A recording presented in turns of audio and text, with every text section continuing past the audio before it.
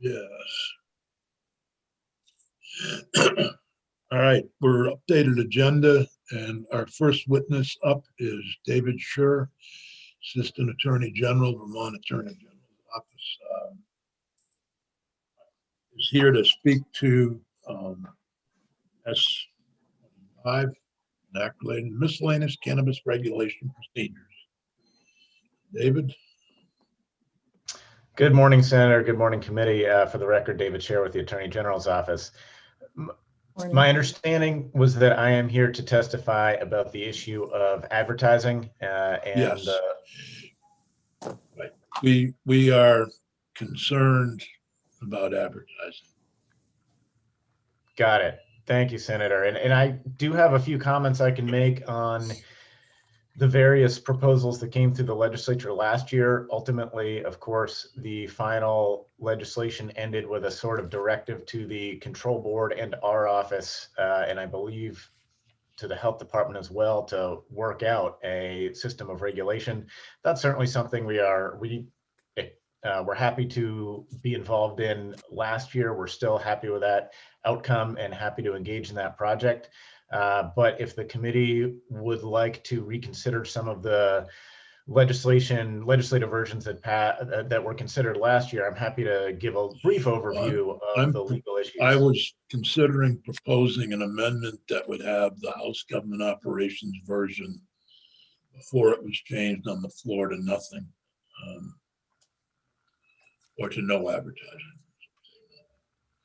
Sure. So let me. I would be. I was going to propose that the committee amend this S25 bill with the language that was approved by House Government Office. Senator Childs, Michelle. I just wanted to, so I think last time we talked about S25, I then sent you a document that had all the different advertising language, and I just wanted to check to make sure y'all had that. So if David wanted to comment on the language that you're proposing, Senator Sears, it is in that. And if you don't have it, I can resend it to you, and I'll send a copy. Probably be better off to resend it right now, because trying to find anything on my iPad while we're Zooming, and some people only have phones. Sure, I'll email it to you right now, and I'll email it also to Peggy, so Peggy can post it. And I made you co-host, Michelle, if you want to share. I'm good. I don't want to, sorry, I didn't mean to interrupt David. I just want to make sure y'all had language if he was going to comment on it. Right. So I don't have it yet, but we will. The power of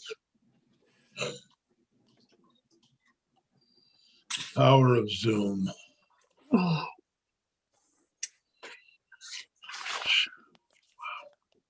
Can't believe the email we get just while we take an hour off to do committee work. Right. Go ahead, David. I think you know that. Sure. Yeah. Thank you, Senator. What I'll do is I'll give you the headline, give a brief overview of the law. I won't go into great detail in it, although I'm happy to answer more questions about it, and then answer questions generally. You know, our brief headline is that we do believe that the version as passed by the House Government Operations Committee is something that we'd be on fairly solid ground defending if it were to be become the subject of a lawsuit down the road. I did consult with our Solicitor General, who deals with First Amendment issues more often than I do, and we did go through those proposals and did talk a bit about the applicable law. The committee does know, I think, and should know that everything on this in this area is a little bit murky given the unusual status of the law in this case. We are dealing with something that's legal on the state level, or will shortly be legal on the state level, and is illegal on the federal level, which makes everything a little bit less certain.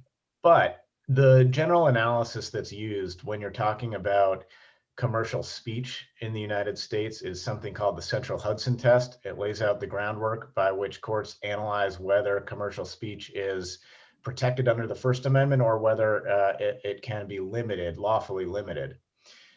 The Central Hudson test has 4 prongs. The first prong of that test is whether the speech concerns lawful activity and is not misleading. And that's not actually a First Amendment inquiry. It's more just an inquiry about the nature of the speech and what it's addressing and how it's addressing it. After you pass that first prong, so in other words, if you're talking about unlawful activity, or if the speech is talking about things in a misleading or untruthful way, then it can be banned. There's no First Amendment protection at all. But let's say we pass those two tests. It is lawful activity and it is not misleading. Then we go into a classic First Amendment balancing test, kind of mid-level review. And the next three prongs are whether the asserted governmental interest is substantial, whether the regulation directly advances that governmental interest, and whether the regulation is not more extensive than is necessary to serve that interest. And those are the issues we look at in deciding whether speech is, or a court will look at in deciding whether speech can lawfully be regulated and the extent to which it can lawfully be regulated. Turning to the House Government Operations proposal, which hopefully the committee will have or does have in front of it shortly. We looked through the prongs here, and there's two things to think about. One is just applying the Central Hudson factors to these prongs. And the second is the broader issue about whether the Central Hudson test will apply at all. I'll go through the first one first, which is, let's look at these prongs and think about how the Central Hudson test applies. And I'm not going to go into this in great detail. Again, I am happy to sort of look into the answer specific questions about specific prongs. But I would say that as we look through this, certainly it's lawful to outlaw speech, or to ban speech that's deceptive, false, or misleading. That's that first Central Hudson test prong. We think that it's certainly a defensible position to say that you can limit advertising regarding overconsumption that promotes overconsumption.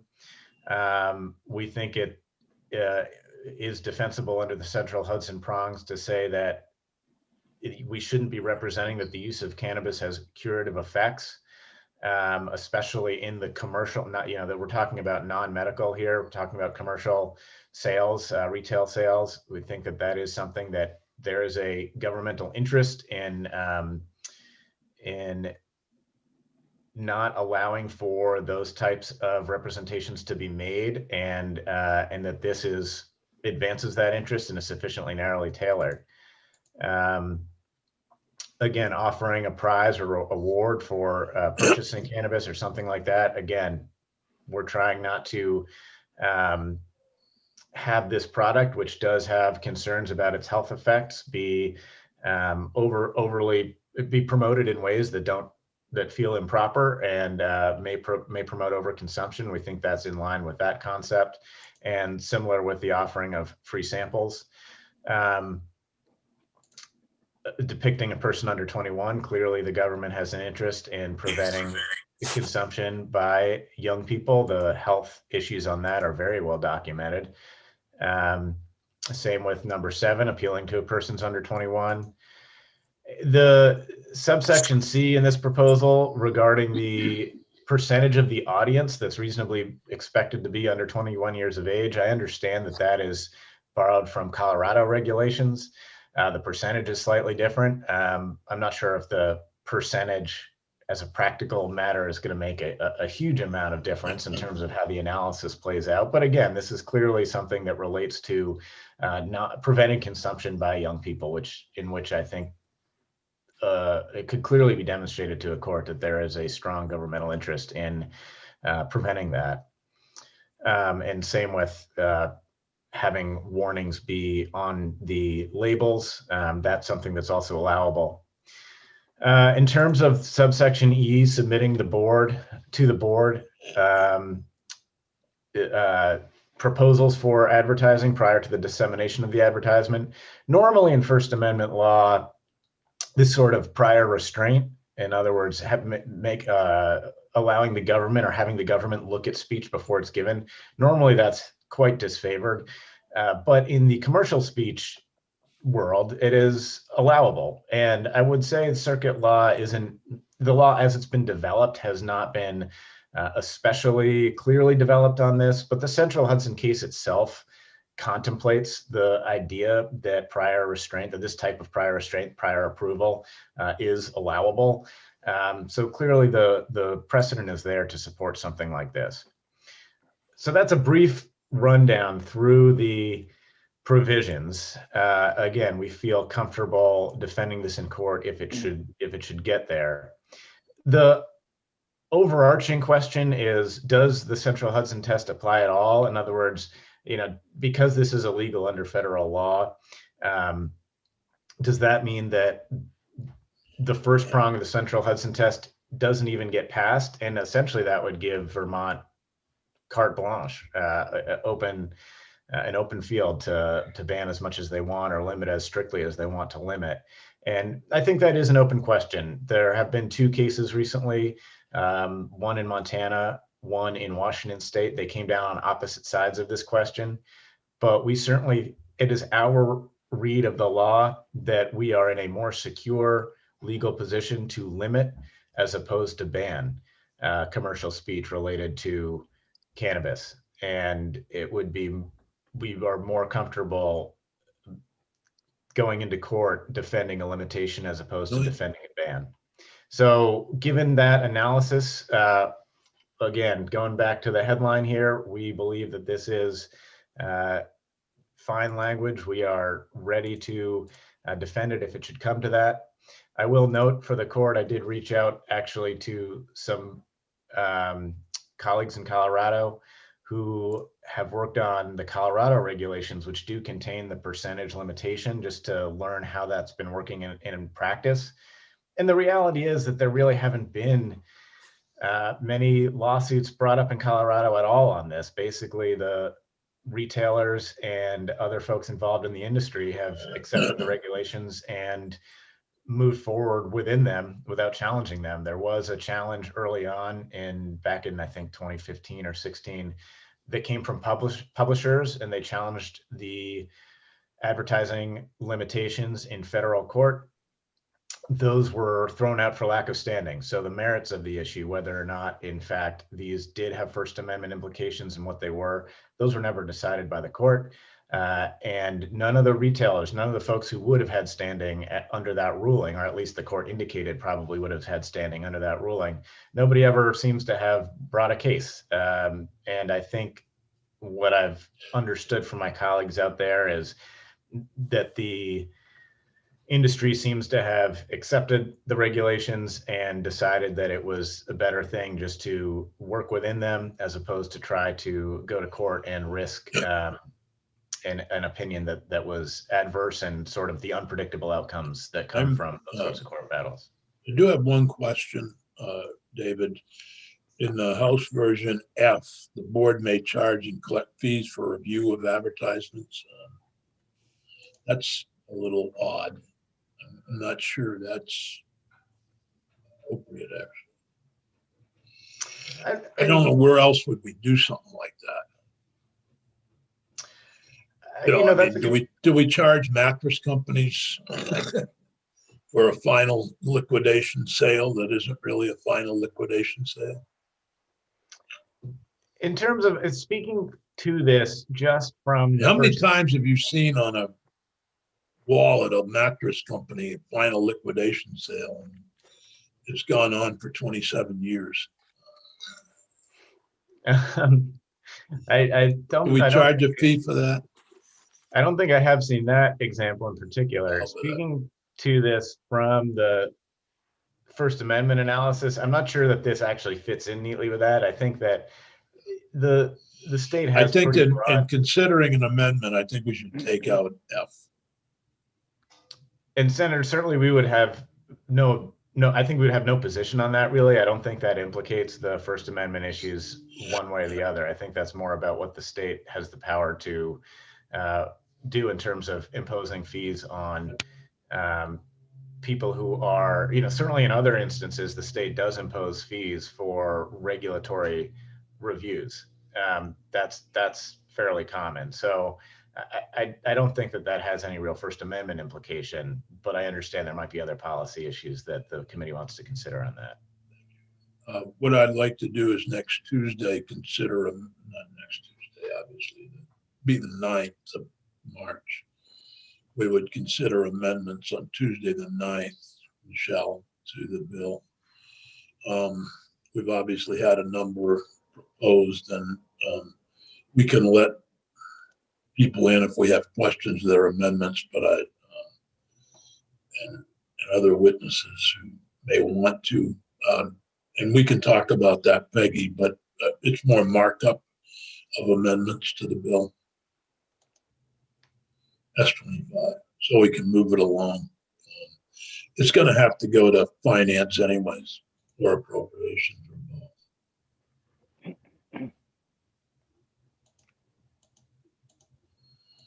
I wish it would go to agriculture. So, any questions for David?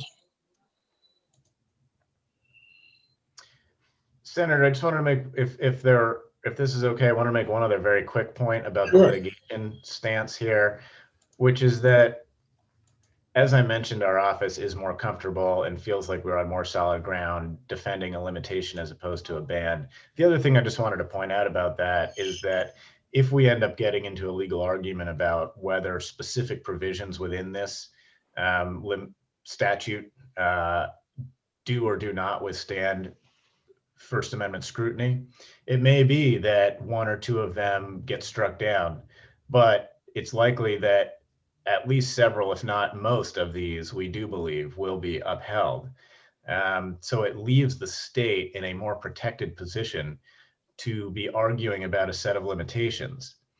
By contrast, if we are arguing about an absolute ban and the absolute ban were to be struck down by the courts, there would be no limitation remaining on advertising for the cannabis industry. And that, we believe, would leave the state in a much worse position with respect to the various public health and public safety concerns that are trying to be addressed by limiting advertising. So that's another reason why we believe it's a better position for us to be in, to be defending a limitation, a set of limitations. That's basically why we refused to adopt the House version, the House amended version that had been amended on the floor by the Donahue amendment, because we felt that it put us in a really bad position.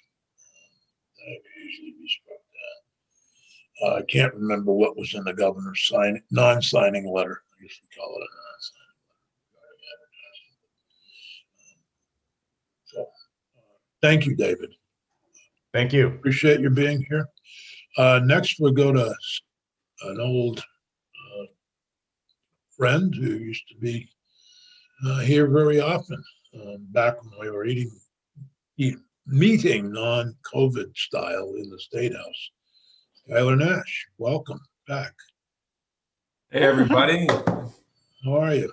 Nice to see you. Good. Nice to see you all. I'm glad that I was finally able to take part in this committee with some actual concrete title rather than just this ambiguous student activist role that I seem to have been exhibiting for the past couple of years. Do you have somebody else with you today, or? Yeah, Blaine, she was having trouble with the link, but she should be okay now. And she, I think, is going to lead our testimony off. Okay. So. Let me, I'm finding my agenda. And yeah, Blaine. Let me see. Okay. So while we're waiting for Blaine to jump in,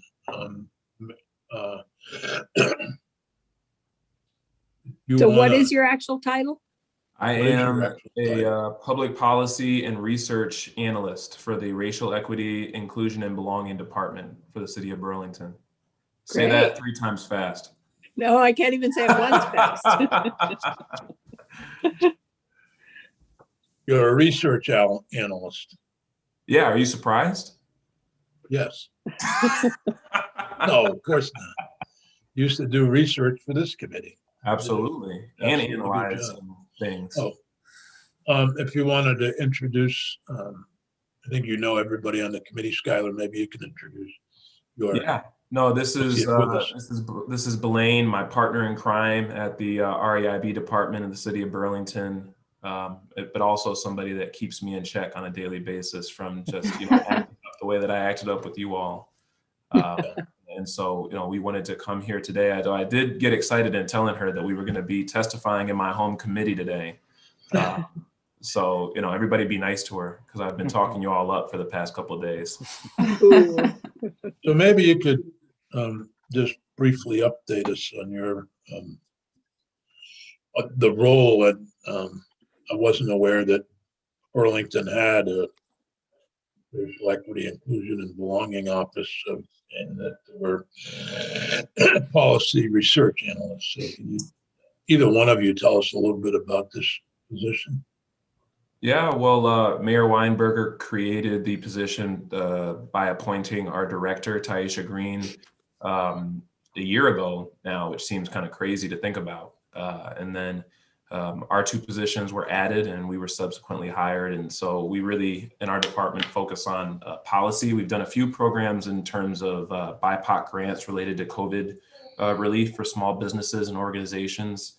But mostly we're focusing on policy, whether that's creating new policies to center racial equity in city departments and policies and practices, or fixing ones that exist and are kind of missing the mark. So that's included, cultural, organizational cultural analysis, policy proposals around procurement equity, housing equity, basically making sure that we are kind of the hub in the city for generating race-centered policies and practices. So I think, something that we're really proud of and thankful for the mayor and the city council leading on and hoping to kind of make our mark here statewide as well. Okay, well, you're here testifying on S25. Belen, you want to lead off? Or? Yeah, I'll go. Hi, everyone. Thank you for having me. I'm Blaine Intense, as Skylar said. We are partners in crime and we have reflecting roles. I'm also a public policy and research analyst for the City of Burlington's Racial Equity, Inclusion, and Belonging Office. We're really starting off with the general, to continue on a conversation you all had a little earlier around where's the language on race specifically in this bill. And I think that we would kind of echo that having race-specific language helps us actually reduce the harm that has been inflicted by marijuana drug laws. So where our first argument here is that nowhere in the bill do we directly address that Black and also some brown communities have been disproportionately harmed by marijuana laws. And therefore, we should be repairing that harm through this bill by including race-specific language.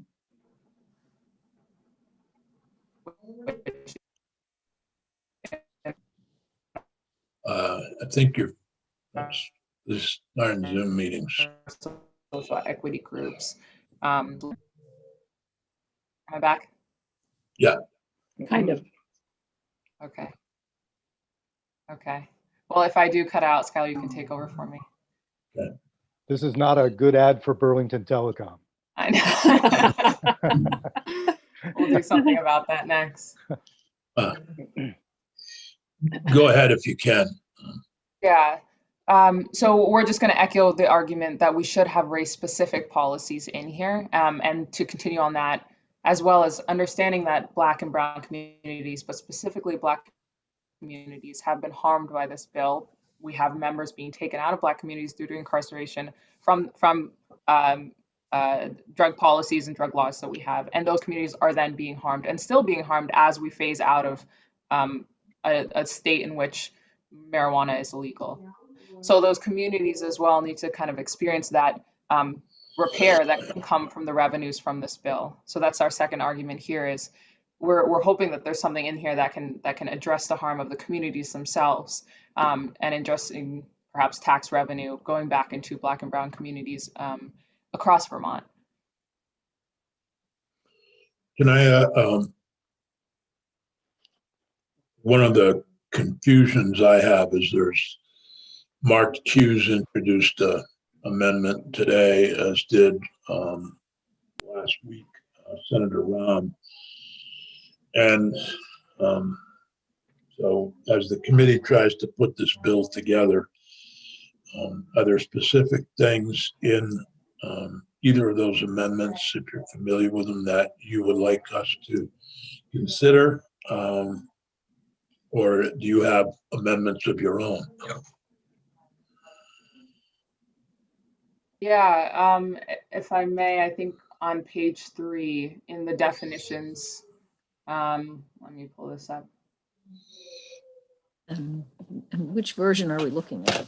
Let me see. And I'm specifically speaking on, let's see. Mark had introduced Yep. his Okay. amendment. Yeah, so we have, let me see. Okay. Page 3, we go into,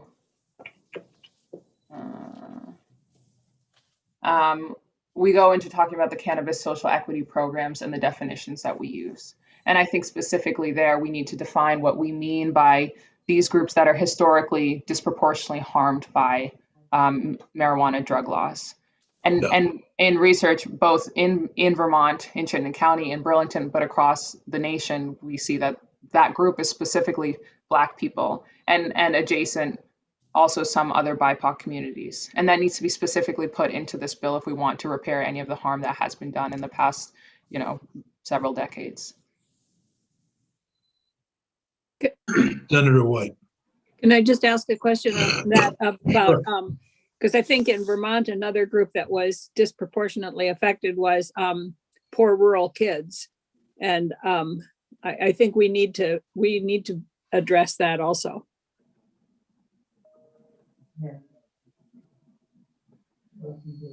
Senator Benning. Good morning to you both. I'm wondering, Philip had brought up earlier the fact that race was absent from the document. And the more I thought about it, I thought that is actually probably a very smart way of proceeding here, because I don't know if anybody's done any research, but if you put the word race into, or any particular race into the equation, I don't know if anybody's done any research on the Equal Protection Clause of the Constitution and how that might apply. I know that there are large areas of the state that have an extremely small BIPOC community, and yet there have been people in those areas who have been affected by being arrested for this. And I'm not sure how to resolve that with language that doesn't run us afoul somehow, or provide an excuse for this bill to be voted down. So I just want to make sure, if there's research out there that has yet to be done about the Equal Protection Clause and how it would apply, I would hope that somebody would follow up on that. We've kind of interrupted your testimony and gone afoul, which is something we often do. But if you have any thoughts on that, and I think Delann is frozen or unfrozen now, and she's having a hard time with the technical difficulties. I think Senator. I was just going to say, I think she may be frozen, but what I would say to that is I think it's something to ask a question about. I think our position in the REIB department in the city is that too often when we cast this wide net without being surgical about intention, sometimes we can miss that mark.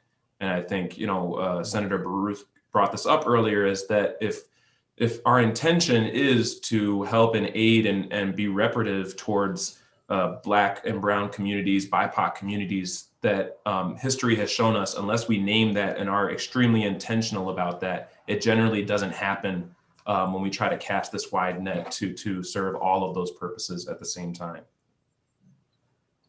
I just want to make sure, Skylar, since you've now identified yourself as somebody who's performing research, I'm sending out the challenge. I'd love to see the research and just make sure we're not providing some kind of a stumbling block.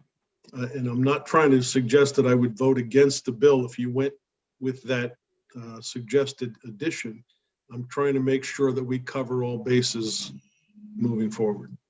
Oh, you bring up a good point. You bring up a really good point. Senator Baruth. I mean, maybe I'm missing something here, but we've had grant programs from minority-owned businesses for Yeah. how long, like Yeah. 50 years. It's hard for me to imagine that if we were to do a similar thing here, we would be in any kind of legal danger. So I take the point, I guess, that there might be some House members or some Senate members who might be less likely to vote for the bill if it mentions race or uses race-specific language. But I would just echo Skylar's point. If, for instance, Representative China's bill, I read through that, there's no mention of race. You could wind up with a program that ultimately puts out $10 million in funds, and then find out that 1% of that went to the BIPOC community, at which point we would say, oh, dopey us. We should have cast our net in a much narrower fashion. So, this is not breaking any kind of new ground, or, I thought that is what we were engaged in, is trying to target people who had been targeted. Well, there have been challenges on quotas in universities and so forth. If you set up a quota, I don't see this as setting up a quota. This is setting up a grant program that would be available, just as we just did correct me if I got the wrong number, $10 million grant to women and minority-owned businesses. Right. Well, I just want to make sure, guys, my name is at the very first list of names on this bill. Because your name's Benning. That's right. But I want to make sure I can cover all my bases and say we've managed to delve into this question. The clause in the Constitution is pretty specific. I don't want it to become a stumbling block somehow. So, Skylar, I'm anxious to see your new research skills. I will just mention quota system is where we've had trouble. Not sure. Senator White is anxious. So I appreciate, Skylar, your comment about being surgical about this instead of casting too broad a net. But I do really believe that we need to make sure that I believe that a disproportionately impacted community in Vermont was poor rural kids. And if we don't say that, that's pretty surgical, but and I don't suppose we need to say poor rural kids, but those in many communities, those were the significantly impacted people. Well, I think you say that by saying something about race, but you also say something about those disproportionately affected populations, including. If I could, Senator Sears, I think that Senator White, that's a great point, and I think that that's something we can't lose sight of. Particularly, there's this national movement where there's no argument that nationally and comprehensively it's been the BIPOC community that is predominantly, but we also have to remain specific to Vermont, and so that's a good point. I guess my last kind of comment on this would be that if we're taking up this bill in recognition that systemic racism has contributed to causing this problem, that tells us how surgical we need to be in terms of putting constraints on that system to actually fix it. Because if we leave the system to fix the problem without those constraints, then that systemic racism is going to continue to show up even when our good intentions to solve that problem without those constraints. And direction, I guess, would be a better word than constraints. Mm-hmm. Are we back in anything else? I think Blaine might be frozen again. I think unfortunately she is frozen, and does say a lot about Burlington Telecom, Senator Booth. I can just bring up her last point, and it kind of goes along with this general conversation that we're having, which is that, and oftentimes it can be really hard and uncomfortable to get specific when talking about these things, rather than saying marginalized. It's much easier to say and give preference to marginalized communities, social equity, rather than being specific in our language and saying Black people.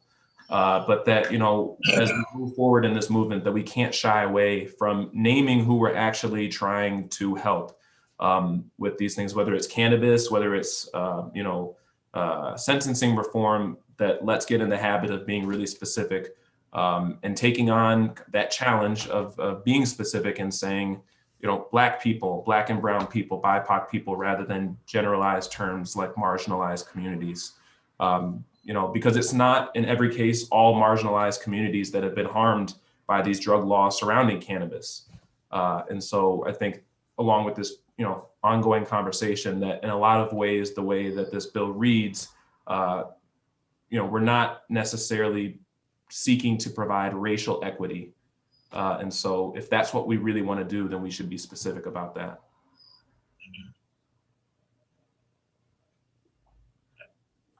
I think Blaine's back. Yeah. I'm So, back. I hope you can hear me. I have nothing to add on Skylar's point. That was exactly the point I was trying to make. Thanks, Skylar. Senator White. I don't know how detailed we want to be about around parameters here, but what we heard from, I just got done interviewing people who have applied to be on the Cannabis Control Board. And what we heard from almost all of them, and they were an amazing group of people for the most part, that had done a lot of research and knew what was happening around the country. And one of the things that we heard was that the in most of the states, the social equity provision of their law or their rules was really sounded great and was good, but the implementation sucked. Excuse me, that's a technical term. And that what they found in some cases were that corporations or companies had set themselves up and then nominally named a person of color or a woman as the owner or the head of it, without it being really true. And so I don't know how specific we need to be about the parameters and what the details are, but we need to be aware of that when we implement the policies.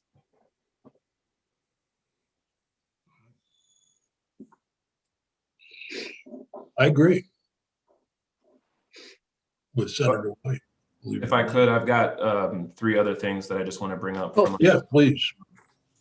So when we're talking about the licenses, I think a recommendation that we would have is that we want to, you'll notice a trend here in our recommendations, ensure that a guaranteed percentage of the licenses go to Black people that were specifically targeted by the criminal justice system with both local and federal bills. And, you know, a part of this, I think earlier, might be a little bit harder to accomplish in a good way, because as you know, we're moving forward on this, we're also moving forward with trying to expunge and seal, you know, records that have come about as a result of the criminalization of cannabis, right? And so then alongside of that, it might also be harder to find people, Black people, any people that have been specifically, you know, harmed by the criminalization of cannabis. But it is still something to keep in mind as we move forward in terms of providing licenses. And then also with the low interest rate loans, we would recommend that for some period of time that the loans be interest free, whether that would be for a period of a year or 2 years before then introducing that fixed low rate on the loans. The only problem with everything having to do with money, there's no income right now because there's nothing. We don't even have the board established. So Senator White, I think, made the recommendation that we may look at appropriation similar to what we're doing to try to set up the board. We're pre-funding. So you would almost have to pre-fund in order to get it going, because there is no income. I would add another, I think limiting to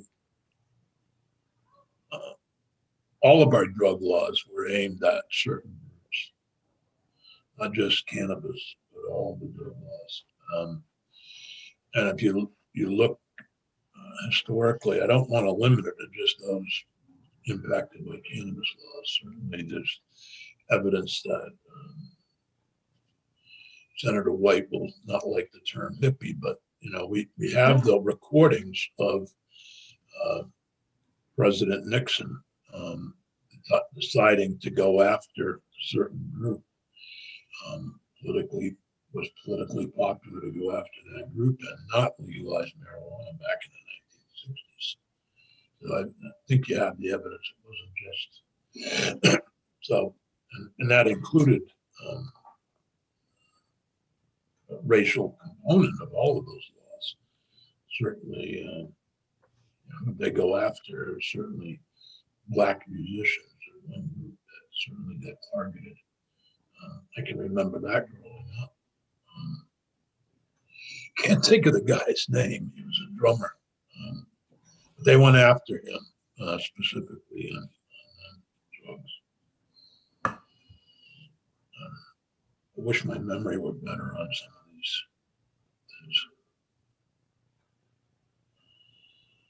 Do you remember? Who, me?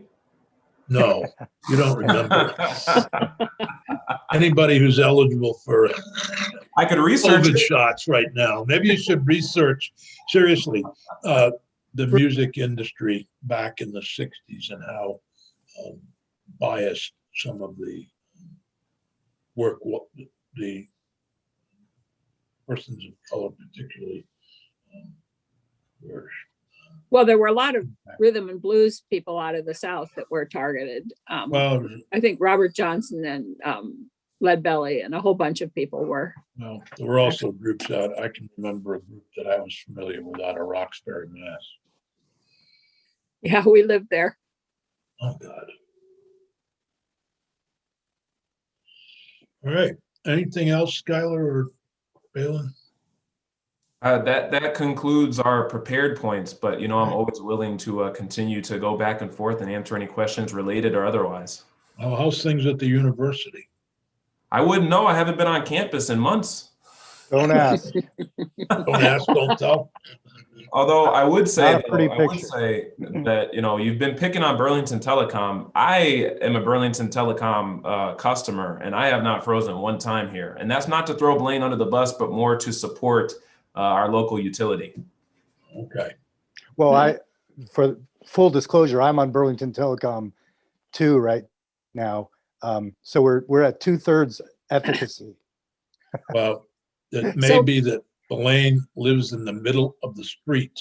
I was told, seriously, speak about craziness of our telecommunications industry. I was told that I couldn't get, at the time it was AT&T, internet because I lived in the middle of my street. If I was on one end or the other, the service was good enough for that, even though they had sent me an offer and I had already paid for the offer. And that's how I ended up with Comcast, internet provider. So you may live in the middle of the street, not on one end or the other. I still don't know if that was true or not, but that's what they told me. Can I comment on something Blaine said? Yeah. We often hear people talk about colleagues or coworkers or whatever, but you use the term reflecting roles. And I just loved that because it was like there's a mirror here and we're both doing it. I've never heard that before and I liked it.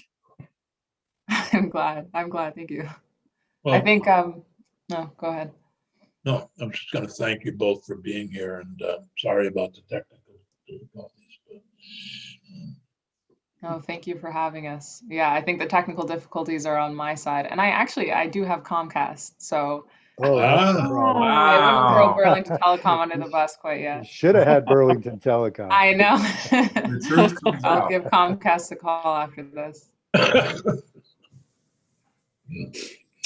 Well, anything else? Michelle, can you join us for a moment? You're still here? Maybe she's fixing her pipe.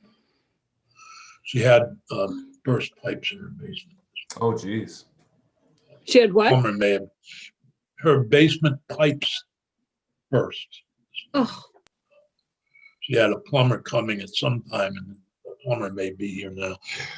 What I would like to do is next Tuesday, take this up again and start to go through.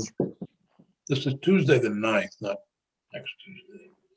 Tuesday the 9th, and go through some of the amendments. In the meantime, there's Michelle. In the meantime, Senator White has an amendment from the Government Operations Committee, or will have.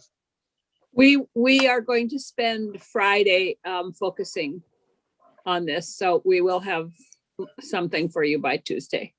So what we need to do is, I've already alerted people that this needs to go to Finance and Appropriations anyway. We may, do you want to take the bill, Senator White, or do you want to incorporate government ops No, I don't. into I our bill? think that I mean, I takes wish more the bill time. would go to, I really wish the bill would go to agriculture. I asked Senator Starr yesterday, and he indicated he did not want it. Well, so we're gonna do it Friday and Tuesday, so we may have not finalized by Tuesday morning. I thought Jeffrey brought up a good point about current use, and I'd like to see the amendment that we passed in the Senate on current use About what? here. Current use, Oh, yeah, yeah. because that does become a problem for those who want to use their own farmland that's currently in current use for a larger plot. Mhm. If I may, I want to give you one last thought before we hop off here and get out Okay. of your way. It occurs to me that this may be the first time that I've spent time with you all without either a suit jacket or a tie. And so I don't want you to think that you all have lowered in importance at all or in esteem in my mind. It just occurred to me, and now I'm feeling really bad. So Don't, please. Although Senator Benning, I believe, said that. Your ears You're the- must have been ringing, Skylar, because I was commenting yesterday when I learned that you were coming. I said, I don't know where that man gets his suits. Damn.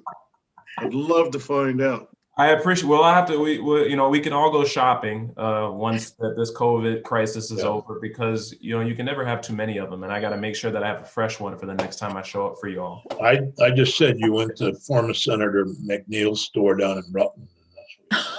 That must be it. And you might invite Clarence Davis too, because I've never seen anybody dress like Clarence. Well, I try to he sets the bar for me. Okay. He's the pacer bunny. So getting back to, thank you, Skylar, for that paid announcement. Right.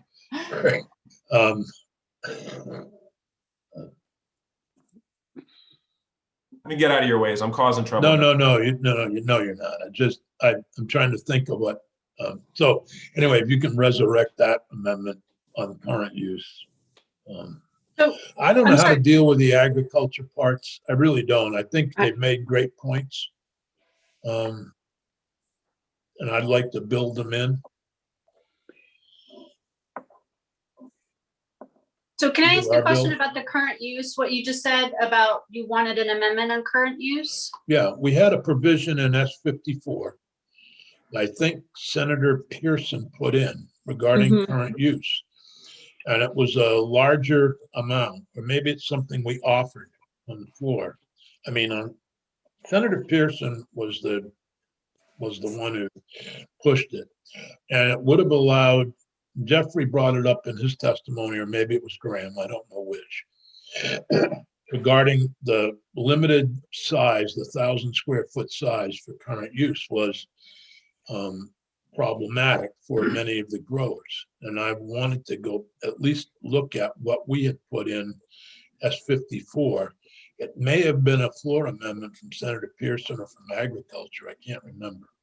I think what it was is it was just in the back and forth negotiation during the conference committee on current use, because the discussion of current use didn't come in until it was in Ways and Means on the House side. And so your debate for conference was around how much could be in current use. The House was opposed to taking doing current, to taking, I guess they didn't want to lose the tax revenue. And so I think what you guys settled on was that 1,000 square feet or less could apply. It doesn't take, so if you have 1,000 square feet and it's on a tract of 20 acres that is in current use, it only takes that small plot out of current use. It doesn't take the whole doesn't take the whole acreage out. So I can go back and see, and or now I talked to Senator Pearson about Would you what y'all talk to wanted. Senator Pearson about what we really wanted? I think we wanted to not have any impact on current use. Okay, so if it's already in current use, you don't want it to come out of current use, no I matter don't how want it big to the come out, no canopy. matter how big the field is. Okay, I think that was where we were at. You're right, it was probably negotiation. right. And then what, and is there, other than the current use issue, is there anything else you need me to take? Well, I think we A have look at? Can I throw out the idea that I think that they had a good point about the difference between in and outdoor, and that somehow the regulations seem to be the same. So if you're producing indoors, you can produce 4 crops a year. If you're producing outdoors, you can only produce 1 crop a year. But so the size, if we're putting some kind of a product cap on at all, we need to differentiate between in and out. I don't know where we go with that. And the other issue that they brought up was making an agricultural product. I don't think that'll fly at all because of the no regulations around grow. Or they don't comply with zoning or anything, and don't pay any sales tax on any equipment for agricultural products. So I don't think that will fly. Jeanette, why would Yeah. we get into a conversation about indoor versus outdoor when technically that would be, in my eyes, a rule that's developed by the board? Yeah, I'm fine having it be a rule, because I think there's a lot of this that should be rule that's Well, developed. we can direct the board to develop size. You did in Yeah, 164. we did. Okay, Yeah. well, I'm fine with that. all right. Okay, well, we'll pick up a week from Tuesday. So is there anything, I mean, I'll be with Senate Government Operations as they Yep. do their work. And Senator White, you guys are going to take up. We're not gonna do it this afternoon. Yeah, Gail because just emailed me, but Yeah, tomorrow. tomorrow, starting about 1:30. That's all Okay. we'll do. And the topics that you're going to focus on? Well, out I of thought these- that the vote, the issues around, if there's issues around the board, Senator Rahm's amendment, and the committee wanted to hear the 2% bill that just got sent to finance. They just wanted to hear. Okay, so What can you that have, was do you want to have Anthea in on that? Sure, and Okay. we'll deal with those issues, and then continue them on next Tuesday. Okay, but Senator Sears, you're gonna keep the social equity discussion in Yeah. Judiciary, right? And so we'll just come back to your language Yeah. that's in S25 and talk about if you want to make any tweaks to that, or, Well, I'd like to incorporate as much of the Hughes amendment as possible. so I would say that it's gonna need a lot of work and hearings and testimony. There's some pieces there that around one part of it doesn't have funding.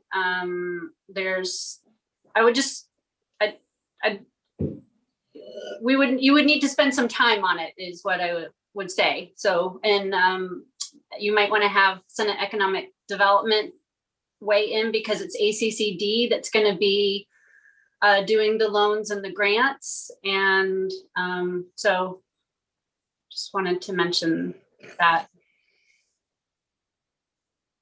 All right, let me take 24 hours to think about this.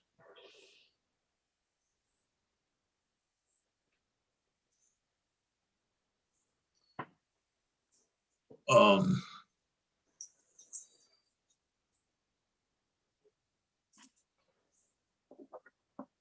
right. Yeah, let me take 24 hours to think about how much can we incorporate. But I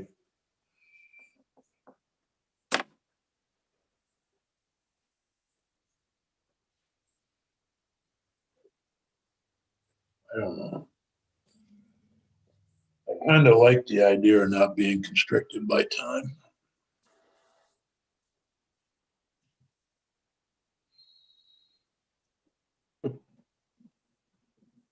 Good luck with that concept. I mean, we're not Sure. constricted by time if we don't want to have something passed out this year. There's no time constriction if we're willing to continue the conversation and not pass it this year.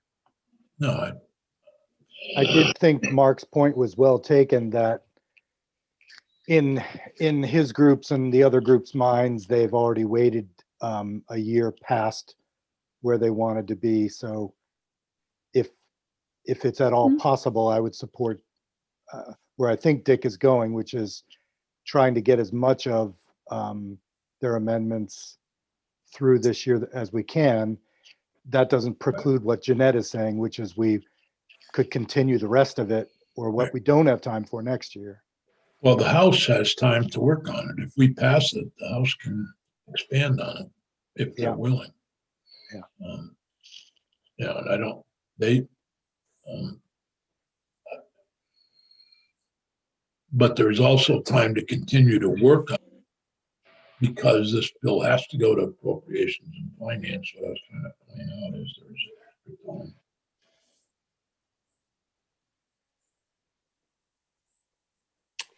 We voted out, it automatically goes to appropriation and finance.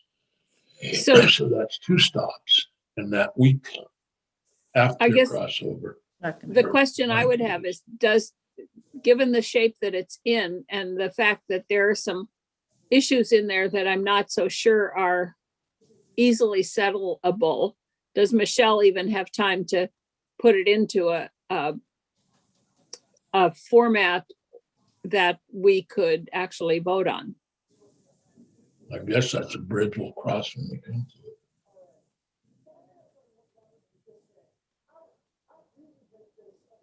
I mean, I think in terms of Mr. Hughes' proposal, I think you would just need to go through, section by section, line by line, understanding, what's in there, what needs further refinement, what are you comfortable with from a policy perspective. You'd want to hear from the banking and the finance folks. I'd probably want to bring David Hall in because that's really his area. And that sort of thing. So I can certainly, be the GC and kind of figuring out, because I've got the timeline. I don't think and it's all that our stuff. expertise to go through the banking and we can do Right, the but that's what that proposal is. It's about loans, Right. low interest loans and grants, and how do you determine who's eligible? And that's Okay. all the stuff. Well, this has been a great meeting, Peggy. And I think we're pretty well finished. We could go off.